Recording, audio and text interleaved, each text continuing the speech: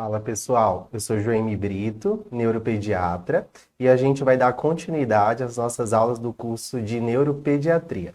E o tema da aula de hoje são alterações na forma e no volume do crânio. Nessa aula, nós vamos revisar a anatomia e a fisiologia do crescimento do crânio. Vamos entender macrocefalia, microcefalia, as craniosinostoses e as deformidades cranianas posicionais. O que é interessante nós falarmos sobre a anatomia e a fisiologia craniana?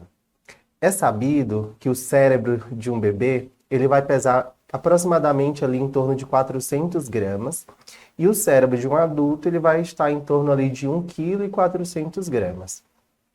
É importante citar também que 80% desse crescimento encefálico, ele vai acontecer nos primeiros 2 anos de vida, e de forma bem mais importante nos primeiros 6 meses, que é quando esse cérebro ele dobra de volume, né, e ele dobra de tamanho. É por isso que é importante nós falarmos que qualquer alteração do neurodesenvolvimento nesses primeiros anos de vida vai detectar ou desempenhar um impacto bem importante no processo de desenvolvimento cognitivo daquela criança como um todo. É sabido que todo esse processo de desenvolvimento e de crescimento, ele vai receber a influência de uma série de fatores, sendo que esses fatores podem ser genéticos quanto ambientais. E dos ambientais a gente sabe que existe uma série de fatores ali que podem influenciar nesse quadro, que é o uso de álcool, que é o uso de drogas, as próprias infecções congênitas e a prematuridade, que vai predispor essa criança o maior risco de tanto eventos hipóxicos isquêmicos, quanto de até mesmo hemorragias intracranianas, que pode ali gerar um comprometimento no processo de formação cerebral e, consequentemente, acarretar em uma série de complicações futuras.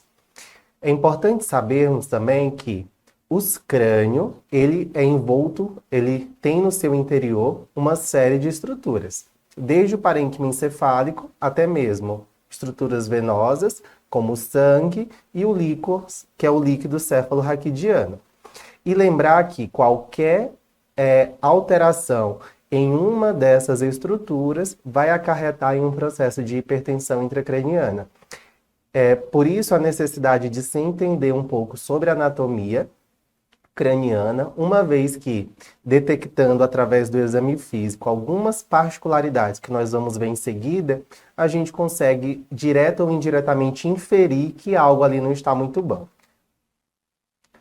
O que é importante sabermos também ainda sobre a anatomia? Que a calota craniana é só nós lembrarmos lá dos lobos cerebrais. Então, as placas ósseas que vão compor a calota craniana, elas vão receber basicamente os mesmos nomes. Então, eu vou ter as placas ósseas, os ossos frontais, os ossos parietais, os ossos occipitais e temporais.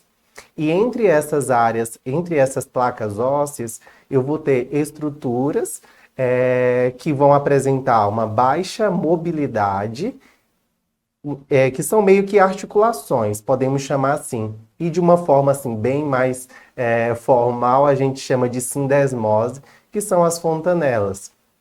As fontanelas, normalmente, nós só conhecemos duas, que é a anterior, que é a bregmática, e a posterior, que é a lambidoide. Mas é importante a gente saber também que existem outras duas fontanelas, que a gente não fala muito, mas que é a ptério e a astério, que eu vou mostrar em seguida uma figura e vai ficar mais fácil aí de nós identificarmos. Mas lembrar que ptério aqui é aquela fontanela mais anterior e lateral, e a astério é uma fontanela mais posterior e lateral. E as suturas cranianas, que eu vou ter, que são regiões entre essas placas ósseas, que vão ter áreas de formação ou absorção e reabsorção óssea, e que são a partir dessas suturas que vai haver o processo de crescimento craniano e o processo de moldagem também dessa estrutura craniana. E eu vou ter as suturas metópicas, sutura metópica, porque é uma sutura única, uma sutura sagital, as suturas coronais e as suturas lambidoides. Então, o exame físico, né, de palpação dessas fontanelas e dessas suturas vão ser um marcador fidedigno aí dos transtornos de crescimento do cérebro. Então, aqui é mais ou menos o que eu falei para vocês. A gente vai ter as placas ósseas, que são os ossos frontais aqui anteriormente, os ossos parietais, os ossos occipitais aqui mais posterior e o temporal aqui mais lateral. A gente vai ter essa estrutura de sindesmose, ou fontanela anterior, que é a fontanela bregmática, e aqui mais posterior, a fontanela posterior ou lambda. Numa visão lateral, a gente tem o ptério, que é a fontanela anterior e lateral, e a fontanela astéreo, que é a fontanela posterolateral. De suturas, a gente tem a sutura mais frontal, que é a sutura metópica, a sutura mais central, que é aqui na região do vértice craniano, que é a sutura sagital, a sutura coronal, que são duas, e as suturas lambidoides, que são aqui mais posteriores.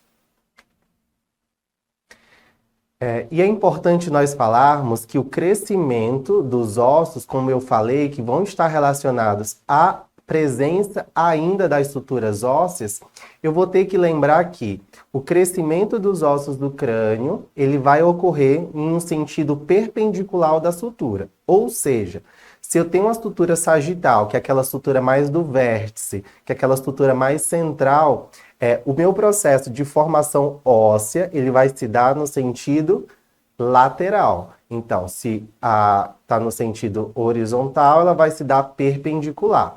Enquanto que as estruturas coronais, que elas estão na horizontal, ela vai facilitar o crescimento, desenvolvimento, o aumento do crânio no sentido perpendicular, que seria no sentido aí antero-posterior. Que aí a gente vai entender o porquê que nas craniosinostoses, o fechamento de uma sutura, ela promove o aumento do crânio no sentido aí contralateral, aquele seu sentido habitual. É importante a gente falar que as fontanelas, bem como as suturas, elas existem tempos para que ocorra o seu fechamento. Então, por exemplo, a fontanela posterior, que é a fontanela lambda, ela não é mais palpável aos 2 meses de idade. Então, se eu tenho uma criança que eu tenho ali 4 a 6 meses de vida e eu ainda palpo a fontanela posterior, eu sempre tenho que lembrar em alterações metabólicas, principalmente o hipotireoidismo e síndromes genéticas, que podem ser das mais variadas possíveis.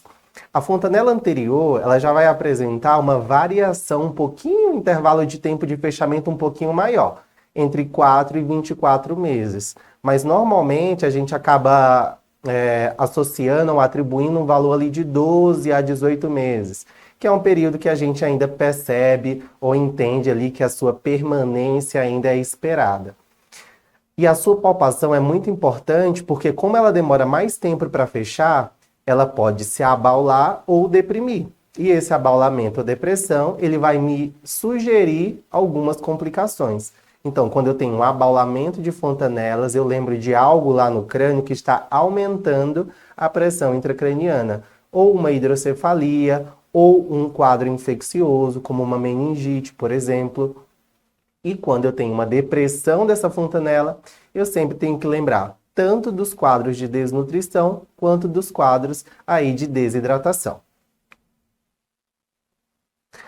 Isso a gente vê lá nas aulas de pediatria, então o perímetro cefálico ao nascimento ele é em média de 35 centímetros, tá? E é importante, claro, que aferir com uma técnica adequada.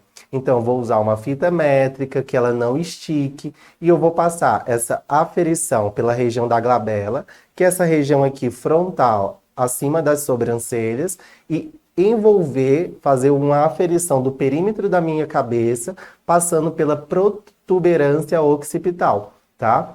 E normalmente a gente costuma aferir ao nascimento, mas é sempre importante lembrar que tem um certo edema ali ao nascimento, né, pelo trabalho de parto. Então o momento ideal seria ali em torno de 24 a 48 horas de vida para termos aí essa primeira aferição. E existem mais ou menos medidas estimadas de um crescimento médio esperado, né? Falando anatomicamente, fisiologicamente, desse perímetro cefálico. Em torno do primeiro ano de vida, vai haver um crescimento médio aí de em torno de 12 centímetros, e os estudos eles falam que no primeiro trimestre eu vou ter um aumento ali de 6 centímetros, um total ali de 2 centímetros por mês. No segundo trimestre, um total de 3 centímetros, 1 centímetro por mês. E no segundo semestre, eu vou ter 3 centímetros, só que agora 0,5 centímetros por mês. E é importante que não só o valor, não só considerar que o crescimento do cérebro do perímetro cefálico ele está dentro da normalidade. Eu tenho que plotar esses valores em gráficos específicos e considerar se o paciente é termo ou se o paciente é pré-termo, porque eu vou ter gráficos padronizados, considerando idade, considerando idade gestacional, que eu digo, e considerando o sexo também do paciente. Então, a gente tem gráficos da OMS, a gente tem gráficos da Sociedade Brasileira de Pediatria e tem também esses gráficos modificados aqui de Neuhaus, de 1968, que ele me dá valores aí para perímetros cefálicos de adolescentes até os 18 anos de idade. Tá? Em seguida, eu vou deixar 2 QR Codes que vocês podem colocar a tela do celular para vocês virem mais ou menos como que é o formato desses gráficos. E sempre avaliar o formato do crânio, porque às vezes eu posso ter uma deformidade, um achatamento, um abaulamento, e isso pode me fazer pensar em uma série de alterações que ocorrem tanto no período neonatal, como as bossas serossanguíneas, os cefalohematomas, às vezes até mesmo trauma pelo trabalho de parto. É importante a gente considerar essa avaliação. Até cavalgamento de suturas também podem acontecer nesse período, né, que devem fazer com que nós fiquemos de olho, porque diferentemente das craniosinostoses, esse cavalgamento de suturas, né, ele pode ali desaparecer por volta de 30 dias de vida. Por isso a necessidade dessas consultas mais frequentes nesse primeiro ano de vida, que é quando podem acontecer algumas alterações que, caso nós não percebamos, podem gerar complicações importantes aí no futuro para a criança. E quando a gente fala em perímetro cefálico, a gente vai e plota nos gráficos, a gente sempre vai lembrar que eu posso ter um perímetro cefálico em que a criança ela está localizada dentro de desvios padrões, e esses desvios padrões que a gente considera dentro da normalidade é o desvio padrão -2 e o +2. Então, tudo que está entre esse intervalo eu vou chamar de normocefalia. O que está acima eu vou chamar de macrocefalia e o que está abaixo desse -2 eu vou chamar de microcefalia. E lembrar que o -2 ele corresponde ao percentil -2,5 e o Z-score +2 corresponde ao percentil 97,5. Então, eu sempre vou observar o padrão de crescimento desse cérebro, o padrão de crescimento do perímetro cefálico. E vou atentar, não só se está dentro da faixa, mas se não está havendo uma aceleração ou uma desaceleração desse perímetro.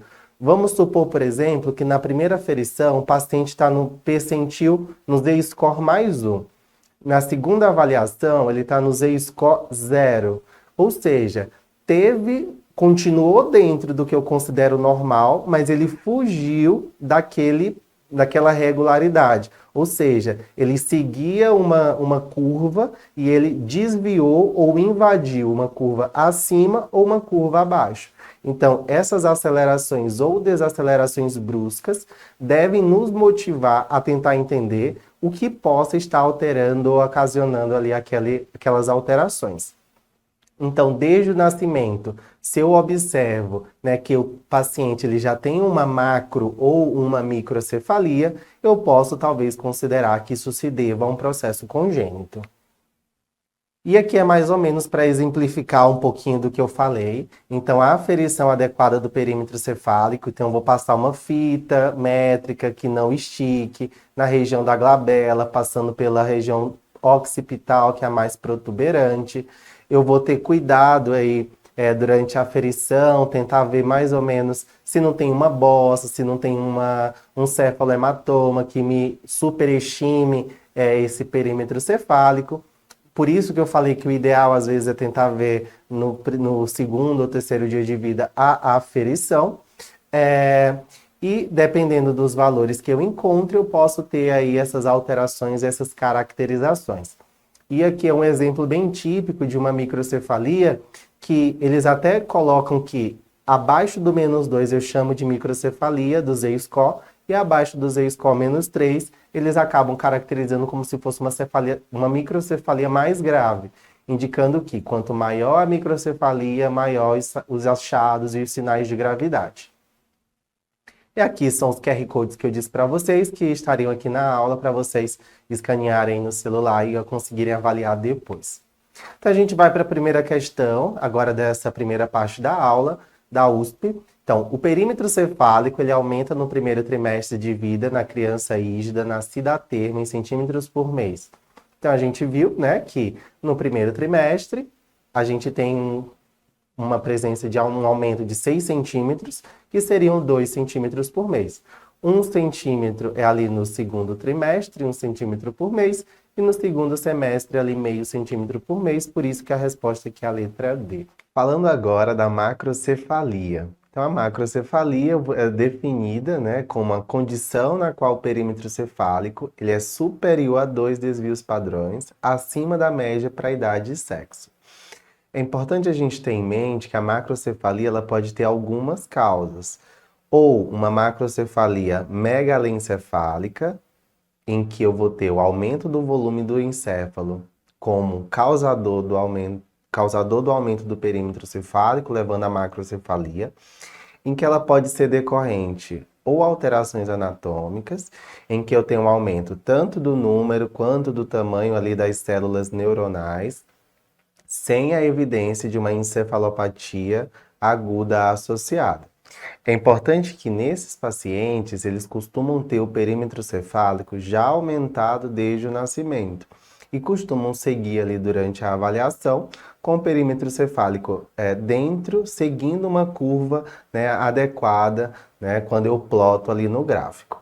Enquanto que a macrocefalia megalencefálica por alterações metabólicas, eu vou ter um aumento do volume cerebral decorrente de depósitos, né, de conteúdos do processo do metabolismo de um determinado erro inato do metabolismo específico.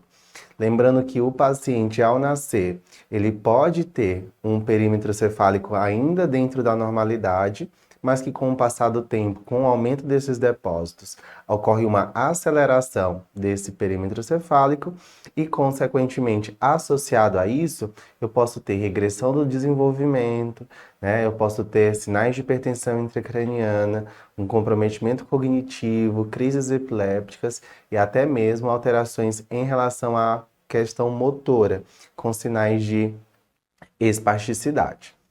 Eu posso ter também a macrocefalia não megalencefálica, que se dá por alterações nos outros conteúdos de dentro do crânio, que seriam as alterações nos vasos ou as alterações licóricas, em que eu tenho a hidrocefalia, né, evidências de edema cerebral, presença de coleções intracranianas, que podem ser ou abscessos ou até mesmo coleções sanguíneas.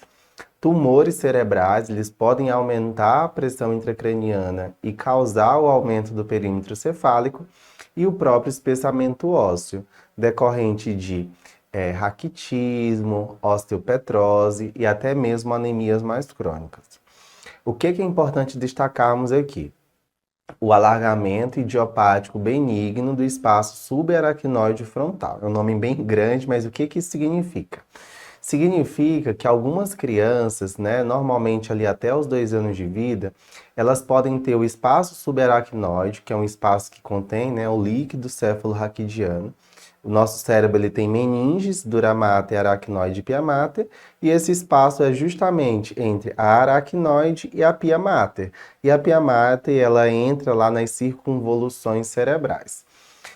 Lembrando que essas crianças, elas não têm, a princípio, ao nascimento, nenhuma alteração clínica, tá? E elas podem até mesmo, com esse alargamento desse espaço, terem um perímetro cefálico normal ali no início da vida. Pode ser que aqueles pacientes que já nascem com essa alteração, na avaliação do PC, pode ser que ocorra uma aceleração ali no início, e por isso se faz necessário avaliar esses pacientes mensalmente para saber se aquela aceleração que pode acontecer estabilizou e eu voltei a ter um perímetro cefálico ali de forma adequada, tá?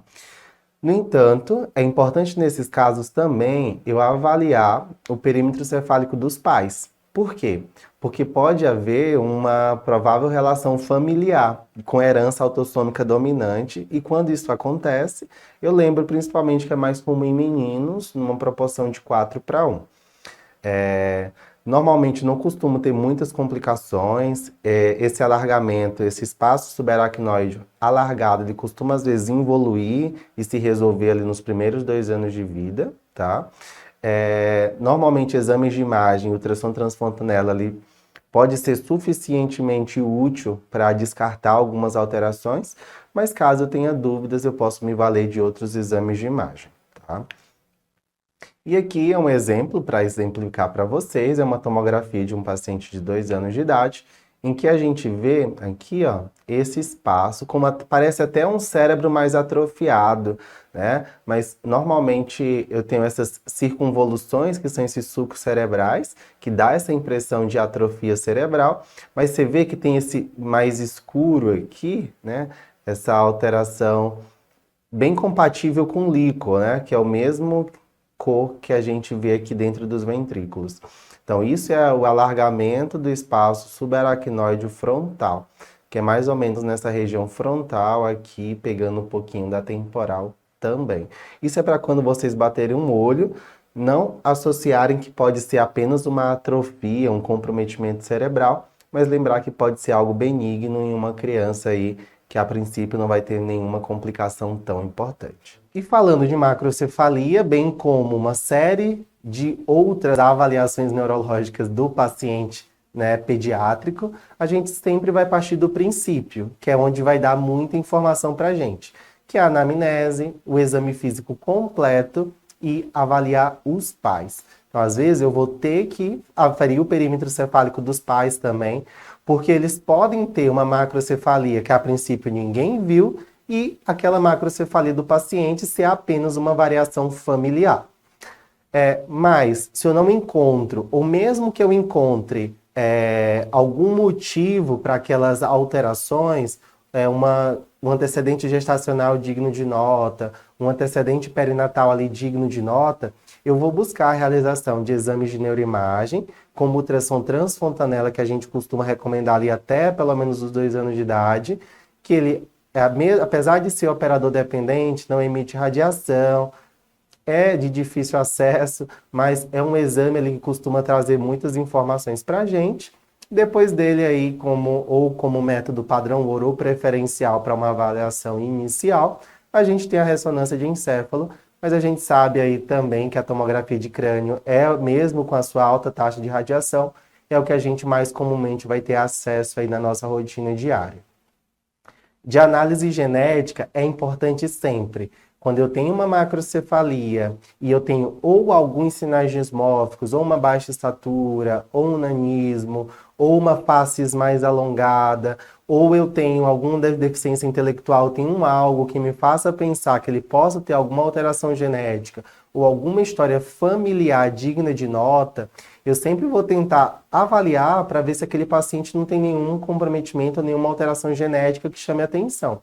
E os principais genes que eu vou avaliar são o gene da síndrome de Sotos, né, que é uma das... Quando eu falo de Sotos, eu lembro de macrocefalia, que é o gene NSD1, mas o paciente com a síndrome do X frágil, com acondroplasia, síndrome de Weaver e síndrome de Beckwith-Wiedemann, a gente também pode encontrar a macrocefalia como um dos achados. E o array genômico é porque também eu posso ter algumas síndromes causadas por microdeleções ou microduplicações cromossômicas que eu posso encontrar aí por meio do exame.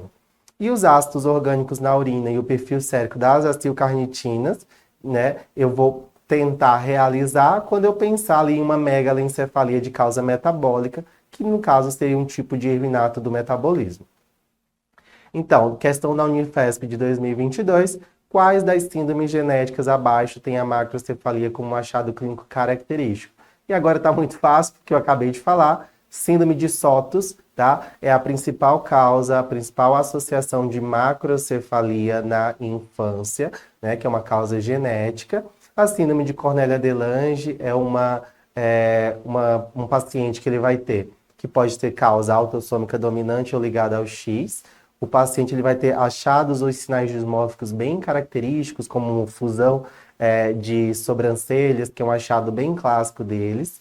Tem a síndrome de Williams, né, que é uma alteração cromossômica no cromossomo 7, e a síndrome de Seckel, aí, que é uma causa importante aí de nanismo, que eu vou ter uma microcefalia associada. Eles até costumam associar como um cabeça de pássaro, né, que às vezes o formato do crânio se assemelha um pouco a essas características. A outra questão é um paciente de 6 meses, sexo feminino, atendido na consulta de rotina na unidade de saúde básica. Durante o exame físico, a gente viu um perímetro cefálico que foi aferido e plotado no gráfico em relação às medições já prévias. Após aferir, os dados foram colocados no gráfico e comparados. E o que ele quer da gente? Com relação à interpretação dos dados, é correto afirmar que está dentro da normalidade, mas deve ser acompanhado mensalmente? Está adequado na letra B, dado que o crescimento é mais acelerado até 6 meses? Letra C, houve um crescimento acelerado que deve ser investigado com exames de imagem? Letra D, deve ser avaliado em conjunto com o peso, pois pode ser proporcionado, e não necessita, na letra E, de investigação, se for compatível com a média do perímetro cefálico dos genitores. O que é importante a gente frisar aqui? Que é o que eu falei repetidamente anteriormente. Se eu tenho um paciente que vinha com perímetro cefálico dentro de um padrão e de forma aguda ou súbita há um aumento ou uma invasão de curvas acima ou abaixo, eu sempre tenho que investigar aquele paciente para saber o que possa ter motivado, né, aquela aceleração súbita. E mesmo que a gente vê aqui que a princípio ele fugiu do percentil ali, está quase fora ali do Z-score mais 2, se a gente for considerar aqui. Então, isso já é um sinal de que tem alguma coisa errada. Então, eu não vou continuar avaliando mensalmente, eu vou precisar de uma intervenção aguda e que essa intervenção aguda seja um exame de imagem para ver se não tem algum processo de hipertensão intracraniana ou alguma outra complicação que tenha acontecido nesse início. E um ponto importante é que na letra E ele fala, se for compatível com o perímetro cefálico dos genitores, tudo bem. Mas um detalhe, quando eu tenho uma macrocefalia constitucional, é que esse perímetro cefálico ele já vem em percentis ou Z-scores mais altos e vai mantendo aquele Z-score, ele não aumenta do nada e de forma repentina, assim, repentina que eu falo 6 meses depois, por exemplo. Por isso que aqui a resposta é a letra C. Então, houve um crescimento acelerado que deve ser investigado com exame de imagem. A gente falou de macrocefalia, agora a gente vai dar uma pincelada aqui em microcefalia, que é quando eu tenho um Z-score abaixo do desvio padrão menos 2, tá? E a gente sabe que existe uma série de fatores que influenciam nesse processo, tanto fatores genéticos quanto influências ambientais. E eu posso ter microcefalia de causa congênita, que é quando ocorre algum processo malformativo ali no período gestacional, ou de início pós-natal. Pode ter causas adquiridas, que é quando acontece por algum mecanismo ou traumático, ou infeccioso ali pós-parto, ou genético, e sindrômico, que é quando eu tenho as alterações cranianas, as alterações encefálicas, mas sem nenhum sinal dismórfico, sem nenhuma outra alteração sistêmica. Essa seria a sindrômica, e a não sindrômica é aquela que só tem as alterações encefálicas. E as sindrômicas, além das encefálicas, tem as alterações sistêmicas, como outras vísceras, ósseas e sinais dismórficos maiores ou menores aí nesse contexto. A gente sabe que é muito heterogêneo as manifestações clínicas na microcefalia, uma vez que existe uma série de causas aí que podem desencadear esse processo. E lembrar que a microcefalia ela nunca vai vir sozinha. Geralmente ela vem associada a uma série de outras comorbidades, como epilepsia, paralisia cerebral, deficiência intelectual, comprometimento ocular, visual, alterações auditivas, né? Então, uma criança com microcefalia, ela deve passar por um screening aí de vários sistemas para a gente tentar identificar se não tem algum outro sistema ali acometido e intervir também ali de forma adequada. E lembrar que aqui na microcefalia, a gravidade dos sintomas ela vai ser proporcional à microcefalia. E a abordagem inicial é basicamente parecida ali com o que a gente viu na macrocefalia, que é uma anamnese bem feita, onde a gente vai revisar todo o período gestacional e perinatal desse paciente, e que no exame físico a gente vai buscar se não tem sinais dismórficos ou alterações sistêmicas, né, alterações em outros órgãos daquela criança, numa tentativa de intervir precoce. E a investigação complementar nesse caso é realização de exames de imagem, como ressonância de crânio, OTC de crânio e até mesmo avaliações genéticas, como arrays genômicos e até mesmo estudos metabólicos, como dosagem de hormônios tiroidianos, que às vezes eles podem influenciar ou impactar aí no processo de desenvolvimento cerebral. Não há um tratamento específico na microcefalia. Eu vou tentar estabelecer o prognóstico e oferecer um aconselhamento genético a depender das alterações que eu encontro ali durante aquele meu processo de investigação. E só um detalhe aqui para vocês, que eu já vi cair em algumas provas, que é o conceito de microcefalia vera. É que é quando eu tenho uma microcefalia isolada de origem genética, ou seja, é um diagnóstico de exclusão. E que a maioria aí tem herança autossômica recessiva. Então, microcefalia sem nenhuma outra alteração, ou seja, isolada de origem genética, eu vou lembrar aí da microcefalia vera. E das microcefalias aí que a gente tem que destacar bem é a microcefalia pelo distúrbio do espectro alcoólico fetal. A gente sabe que o álcool é um agente tóxico, teratogênico ali durante todo o período gestacional e que ele pode impactar de forma muito importante no processo de desenvolvimento cerebral. E ele tem um fenótipo amplo, tem um espectro amplo, então não necessariamente, às vezes, eu tenho que conhecer o antecedente da ingestão de álcool do paciente, da mãe no caso, né? Às vezes eu posso ter os sinais clínicos, mas eu não conheço a mãe, não sei se ela fez uso ou não, mas eu posso fazer inferências, aí ele entra dentro do espectro alcoólico fetal. Mas o que a gente sabe é que a síndrome alcoólica fetal, aquela síndrome clássica, eu vou diagnosticar através de critérios clínicos, que é quando eu tenho 3 sinais dismórficos faciais típicos, que eu seria um filtro plano, ou seja, esse espaço entre o nariz e o lábio superior mais achatado, alargado, um lábio superior mais afilado, tá? E uma fissura palpebral estreita, ou seja, a distância entre uma fenda ocular para outra, a gente percebe ali que há um estreitamento no diâmetro aí ocular, tá? Eu posso ter também microcefalia, alterações cognitivas, eu posso ter alterações do neurodesenvolvimento, bem como um risco aumentado de cardiopatias congênitas também nesse caso.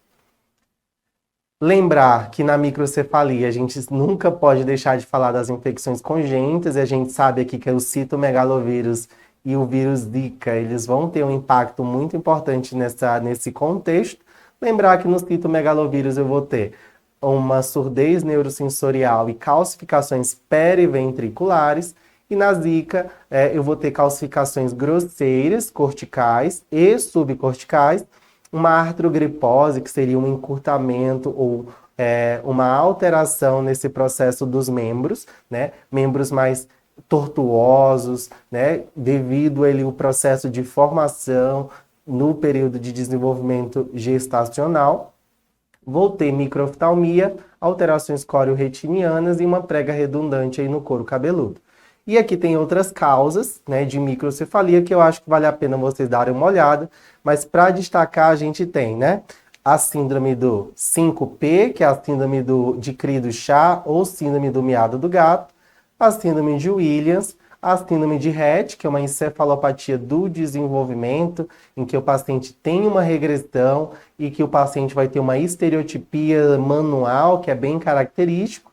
A síndrome de Sechel, que é aquele nanismo com a cabeça em formato de pombo, que tem uma microcefalia.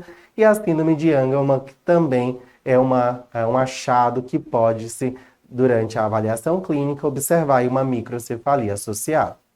Então, pré-escolar de 5 anos é encaminhado para avaliação pediátrica por um atraso no desenvolvimento neurológico, atraso, alteração comportamental, irritabilidade e problema de adequação social. Trazida pela avó, pois foi abandonado pelos pais. Ao exame, tem dismorfismos leves, como uma fissura palpebral curta, lábios finos e um filtro nasal liso. O perímetro cefálico está no percentil 5 e a relação peso por altura no percentil 10. O diagnóstico mais provável aqui no caso seria... Então, a gente sabe que a síndrome de Cri-du-Chat, na letra A, ela pode dar uma microcefalia. Essa síndrome perissilviana, a gente vai ver que entre o lobo temporal e pegando ali um pouquinho do lobo parietal também, a gente vai ter o que a gente chama de fissura silviana, que é uma área ali mais relacionada à linguagem, que basicamente ela vai alterar mais essa questão da articulação da fala, da linguagem em si. Mas eu tenho características bem particulares, eu tenho sinais dismórficos bem característicos, uma criança que foi abandonada, então eu penso em uma situação de vulnerabilidade social. Então, será se essa mãe fez pré-natal ou não? Será se teve ingestão de álcool ou não? Então, lembra muito a síndrome alcoólica fetal aí, que é a resposta da questão, que é a letra C. Bom? E dando continuidade aqui na aula de alterações de forma e volume do crânio, a gente vai falar de um tema super importante, que são as craniosinostoses. Então, a craniosinostose, por definição, é quando eu tenho uma obliteração prematura, porque uma das suturas cranianas se ossificou de forma precoce. Elas podem ser primárias, que é quando aconteceu, por algum motivo que não se sabe a explicação, ou secundárias, que por mais variadas causas. Elas podem ser simples, que é quando fecha apenas uma sutura, complexa, quando mais de uma se fecha. Sindrômica, quando eu tenho, como o próprio nome diz, sinais dismórficos associados, e não sindrômicos, quando eu não tenho. E aqui, eu sempre vou ter que fazer aquela comparação com o cavalgamento das suturas cranianas, que às vezes é um achado que eu posso ter nos neonatos, ali nos pacientes no primeiro mês de vida, e que normalmente ali após 30 dias, eles já vão estar ali basicamente como seria esperado que tivesse, né? Que seria o normal da criança. E vocês lembram que eu falei para vocês que a sutura craniana, ela permite o crescimento do crânio perpendicularmente? Então, se eu tenho uma craniosinostose metópica, que é aquela sutura aqui mais anterior, ela costuma se fechar mais precocemente. Ali, por volta de 3 a 9 meses de vida, ela já está fechada, tá? Mas normalmente, só quando muito precoce, ela vai causar o que a gente chama de trigonocefalia, que é quando o crânio ele se projeta em forma de quilha, em forma de cunha. A craniosinostose coronal, ela vai causar o que a gente chama de braquicefalia, que é um alargamento no sentido látero-lateral do crânio. A gente vai ter uma craniosinostose coronal unilateral, que é quando só fecha uma sutura coronal. A sagital, que é aquela mais central, eu vou ter a escafo ou dolicocefalia, que é a mais comum. Quando eu tenho uma sutura posterior se fechando mais precocemente, eu tenho umas plagiocefalias. E quando eu tenho combinações de suturas, eu posso ter essa oxicefalia ou turricefalia, que é aquele aumento como se fosse uma torre aí no crânio da criança.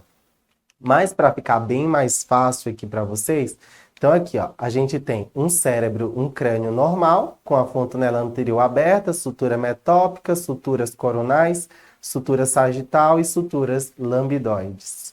Tá? A trigonocefalia, né? Sutura metópica fechou precocemente, o cérebro, o crânio, ele vai crescer em sentido anterior, formando uma quilha, formando uma cunha. Então eu chamo de trigonocefalia. A escafocefalia, que é esse aqui, a sutura sagital fecha Então, o que que acontece? O crânio, ele não vai crescer, né, látero-lateral.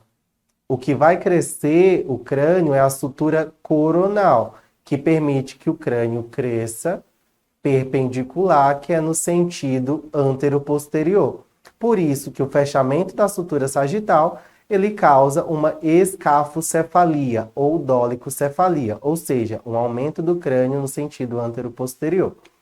A braquicefalia, por sua vez, eu vou ter um fechamento da sutura coronal. Então, o crânio vai crescer por conta da sutura sagital. Então, a sutura sagital ela vai permitir que o crânio cresça látero-lateral, ou seja, perpendicular aqui à sutura. Por isso que na braquicefalia eu vou ter um crânio que cresce, que é mais alargado látero-lateral. A plagiocefalia anterior, ou seja, uma sutura coronal anterior se fecha, o que vai crescer é o crânio, né, do lado contralateral. Então, eu vou ver uma criança com um abaulamento contralateral ao lado da crânioestenose. E quando eu tenho uma plagiocefalia posterior, a área do achatamento, ela vai, a área do fechamento prematuro, ela vai meio que regredir e o crânio ali, o lado que está normal, vai crescer e vai ter um abaulamento por conta aí contralateral à região da sutura. Então, a escafocefalia é a forma mais comum e é mais em meninos. A braquicefalia a gente vê mais em meninas, em torno destes 50% a 60%. Eles vão ter um estrabismo associado. A trigonocefalia, a grande maioria é em meninos, tá? E costuma ser mais comum distúrbios cognitivos associados. E a plagiocefalia posterior, ela é mais rara e tem maior risco de hipertensão intracraniana, bem como uma deformidade de orelhas também. Nas craniosinostoses tem um problema porque às vezes o perímetro cefálico ele pode estar normal e isso não significa que eu vou ter um comprometimento ou uma alteração clínica ali naquele contexto. No entanto, nas escafocefalia, que é quando eu tenho uma craniosinostose ali da sutura sagital, eu posso ter um perímetro cefálico aumentado. E quando eu tenho uma fusão de múltiplas suturas, eu posso ter um perímetro cefálico diminuído. Um detalhe que às vezes a gente pode avaliar é fazer a relação DBA sobre DAP, ou seja, a distância biauricular, ou seja, distância de uma orelha aqui da parte mais superior a outra orelha, e dividir pelo diâmetro antero-posterior, né, que é a região aqui da glabela, da região mais aqui entre as sobrancelhas, até a região occipital, essa protuberância. Você vai fazer a divisão e é esperado que essa relação esteja entre 0,85 e 1, que é o que eu acredito, que eu espero que seja normal. As complicações mais comuns são a hipertensão intracraniana, principalmente naquelas formas mais complexas, e a abordagem diagnóstica é clínica, para eu identificar e pensar sempre nas craniosinostoses, mas eu vou, na maioria das vezes, precisar de um exame de imagem, que o padrão ouro aqui é a TC de crânio com reconstrução tridimensional e baixa radiação. A ressonância magnética de crânio ela não vai me ajudar muito aqui nesse quadro e a radiografia de crânio também, nem tanto. A ultrassonografia transfontanela até pode ajudar, mas se a fontanela estiver fechada, não vai fazer sentido, né, eu realizar esse exame. Mas aí depende do operador, depende de quem está realizando e pode ser difícil, às vezes, até conseguir ultrassom do que a tomografia. A abordagem ela é multidisciplinar e o tratamento é cirúrgico, então vou ter que indicar ou encaminhar esse paciente para neurocirurgia, preferencialmente entre o terceiro e o sexto mês de vida. E o objetivo é justamente evitar a hipertensão intracraniana, que aí quando eu demoro muito, eu posso ter que fazer às vezes até derivação ventrículo-peritoneal ou terceiro ventriculostomia, que é o método preferível para reduzir essa pressão intracraniana, ou uma descompressão de fossa posterior, numa tentativa de deixar esse crânio mais livre, né, para aquele desenvolvimento do cérebro ocorra de forma adequada.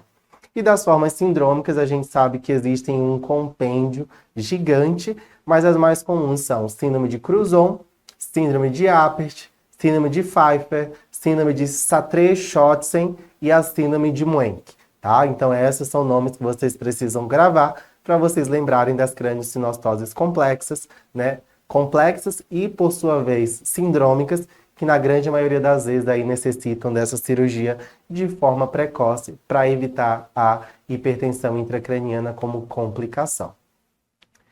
Nessa questão da Unifesp de 2023, ele pergunta: em relação ao exame do crânio, é correto afirmar que a fontanela anterior se fecha normalmente até os 9 meses? Não.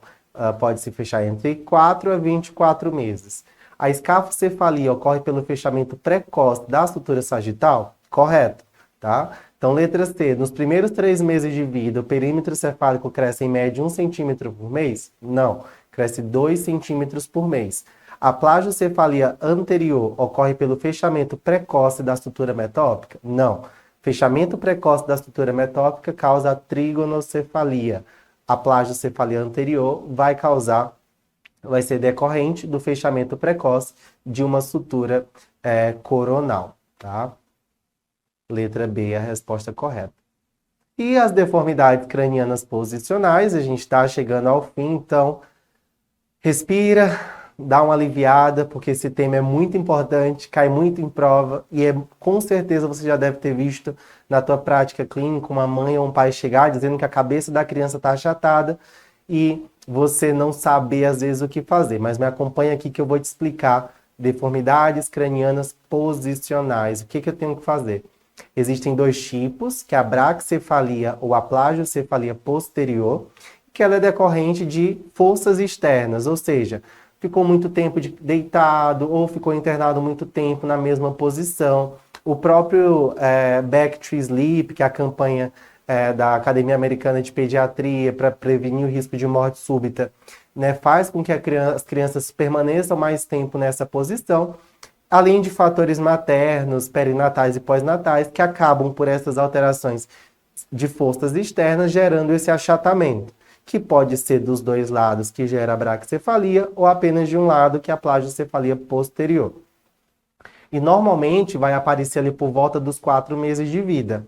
Então eu sempre tenho que pensar que essa plagiocefalia posicional pode, às vezes, ter uma craniosinostose. Então eu tenho que fazer o diagnóstico correto, excluir a craniosinostose, porque craniosinostose é igual indicação cirúrgica, tá? Para evitar aquelas complicações. Então, um ponto-chave é o diagnóstico correto e excluir a presença de craniosinostose. Falando agora da plagiocefalia deformacional em si, como que a gente dá o diagnóstico? Então, o diagnóstico aqui, pessoal, ele é basicamente clínico, né? É a anamnese, procurar a história clínica do paciente e fazer o exame físico adequado, em que eu vou avaliar o formato do crânio do paciente ao nascimento e após 2 semanas, tá? Para avaliar se aquele crânio ele segue uma proporção, ele segue uma adequação ali que eu esperaria. E no caso das deformidades cranianas posicionais, falando aqui mais especificamente da plagiocefalia, em que eu tenho um achatamento unilateral na minha região occipital, falando da deformacional forma mais comum, ela vai assumir um aspecto de um paralelogramo, que eu vou mostrar na imagem a seguir, tá? E que a visão do crânio, durante a minha avaliação, ela deve ser feita tanto na região anterior, olhando de frente para a criança, olhando pela região posterior da criança e olhando a partir do vértice, que é como se fosse esse ponto aqui mais central na região superior. Ele vai me dar essas avaliações, esses tipos de visões, eles vão me dar informações muito importantes, tá? Porém aqui, o que vocês têm que ver? A posição das orelhas e o grau de simetria facial. Porque na plagiocefalia deformacional, né, na minha região do achatamento, o crescimento do cérebro, do crânio, na verdade, ele vai continuar acontecendo naquele lado. Então, eu vou ter a orelha no lado do achatamento da plagiocefalia deformacional, desviada para anterior e com um abaulamento frontal da minha região frontal ipsilateral ao achatamento. Então, eu vou avaliar a face, se está achatada, né? Se ela está proeminente, na verdade, ipsilateral ao lado da plagiocefalia, e se a minha orelha está desviada anteriormente, ipsilateral à área da minha plagiocefalia, eu vou pensar basicamente em uma plagiocefalia deformacional. Diferentemente se fosse uma plagiocefalia crânioestenótica, em que não haveria crescimento naquela região do achatamento, haveria um deslocamento posterior da orelha daquele lado e um desvio anterior, né, uma proeminência anterior da região frontal contralateral. Parece confuso, mas é importante que vocês lembrem desses detalhes que são importantes ali, tanto na vida prática quanto para as provas. E lembrar que nas plagiocefalias deformacionais eu posso ter uma associação com torcicolo. Então, sempre avaliar também a região cervical, a região do músculo externo cleidomastoideo, buscando aí essa alteração. De exames complementares, a regra é não pedir, exceto se você tiver bastante dúvida, que aí eu posso me valer da ultrassonografia transfontanela ou do TC de crânio 3D, com reconstrução 3D, com baixa radiação, justamente para descartar essas alterações aí mais importantes, né, para diferenciar da crâniosinostose. E aqui é o que eu falei para vocês, que no paciente com a plagiocefalia, né, deformacional, eu vou ter esse formato de paralelograma, tá? Diferentemente do formato normal do crânio, que eu tenho esse formato de um quadrado, podemos dizer assim. E aqui o que vocês veem, ó? Que na área do achatamento há um desvio anterior da orelha e um abaulamento, né, da região frontal também ipsilateral a essa região. E o que eu vou fazer para essa criança? Então vai depender da gravidade dessa plagiocefalia. Lembrar que 70% dos pacientes vão melhorar espontaneamente, ou seja, eu não vou ter nenhum comprometimento do neurodesenvolvimento, tá? Eu vou mais ou menos impor ou orientar os pais, né, que é essencialmente um problema estético, né, e que a história natural é favorável e que eu vou aconselhar os pais, orientar mudanças regulares de posição, fisioterapias e até mesmo capacetes de remodelação craniana. Nossa, Joemi, mas o capacete eu sempre vou indicar, já que é algo benigno, já que é algo que a história natural é favorável, tá? Então, os capacetes de remodelação craniana vai depender de uma conversa que você vai ali ter com os pais. Uma limitação é o custo, é bastante caro, tá? E eu vou ter uma resposta principalmente quando eu introduzo entre 4 e 9 meses, mas até 12 meses eu posso ter uma resposta positiva. E quando eu indico, eu vou usar por pelo menos 2 a 6 meses, e é um uso quase que contínuo, em torno de 23 horas por dia. E de complicações, normalmente eu não tenho muitas. Normalmente eu vou ter úlceras de pressão, dermatite de contato, que pode influenciar ali nesse processo. E o capacete ele vai ser moldado de acordo com a plagiocefalia. Então a gente vê aqui, ó, que nesse desenho ele tem um achatamento na região posterior aqui à direita. Então ele molda e um pouquinho aqui anterior. Então ele molda o cérebro nessas áreas para que o crescimento ele ocorra justamente nessas áreas que estão ali faltando crânio, assim, faltando crescimento, faltando desenvolvimento. Mas aí tem essas limitações aí que eu falei para vocês. Então, resumindo, pacientes com deformidades cranianas posicionais, qual é a conduta? Antes dos 4 meses, basicamente mudança de postura e fisioterapia. Entre 4 e 6 meses, leve a moderado, só postura. Forma grave, eu posso terapia com capacete, tá? Aqui mudança de postura e fisioterapia. E acima dos 6 meses, se for leve a moderado, que não tenha melhorado com medidas posturais e com a fisioterapia, eu já vou indicar a terapia com capacete. E acima dos 6 meses, se a forma grave, terapia com capacete, tá bom?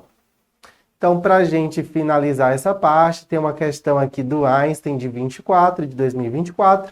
Um lactente de 6 meses, do sexo masculino, com uma fontanela bregmática fechada e um perímetro cefálico aí ao nascimento de 35 centímetros, mas que na avaliação com 6 meses era de 40,5 centímetros, que estava no Z-score normal ali entre -1 e -2.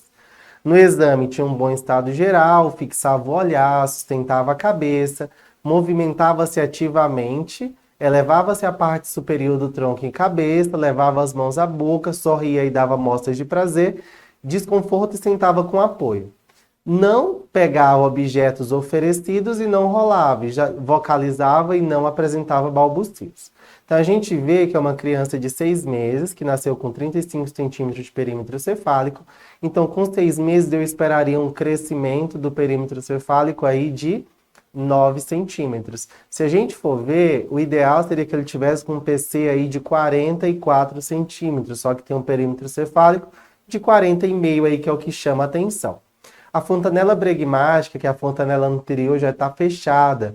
Normalmente, com 6 meses, até pode ser que ela esteja fechada, mas a gente espera que ela se feche ali com um pouquinho mais de tempo, ali por volta dos 12 aos 18 meses. Mas não deixa de estar errado.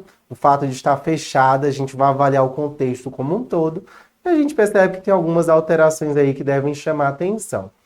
E da parte do neurodesenvolvimento, não pegar os objetos oferecidos. Com 6 meses, normalmente ele começa a identificar as mãos e observar ali um contato mais com o meio. E por volta de 4 aos 6 meses, eu já esperaria que ele já pegasse ali alguns objetos que são oferecidos. Então, nesse caso, eu vou pesquisar infecções congênitas. Então, assim, eu não tenho uma microcefalia abundante, eu não tenho um comprometimento geral que me chame tanta atenção, não tenho uma descrição de uma história gestacional também importante, ou de algo perinatal que também me chame a atenção para eu pensar inicialmente em infecções congênitas. Eu vou só estimular o desenvolvimento e avaliar o crescimento do perímetro cefálico? Também não. O perímetro cefálico, ele muito provavelmente deve estar crescendo em um ritmo baixo, em um ritmo desacelerado, se a gente fosse plotar na curva, ou um ritmo que talvez não estivesse seguindo uma curva de forma adequada, tá? Então, só avaliar sem tomar nenhuma conduta talvez não fosse a melhor conduta aqui. O ultrassom transfontanela não vai me ajudar, porque a fontanela já está fechada. Então, muito provavelmente, tenho que fazer um exame de imagem. Muito provavelmente, esse paciente deve ter aí uma craniosinostose pelas características gerais, tá? Que possa talvez já estar contribuindo para essa alteração do perímetro cefálico. Então, encaminhar esse paciente para a cirurgia de craniosinostose nesse período mais precoce seria a melhor conduta aqui no momento. Então, essa foi a aula de alterações de forma e volume do crânio. Muito obrigado, pessoal, e até a próxima.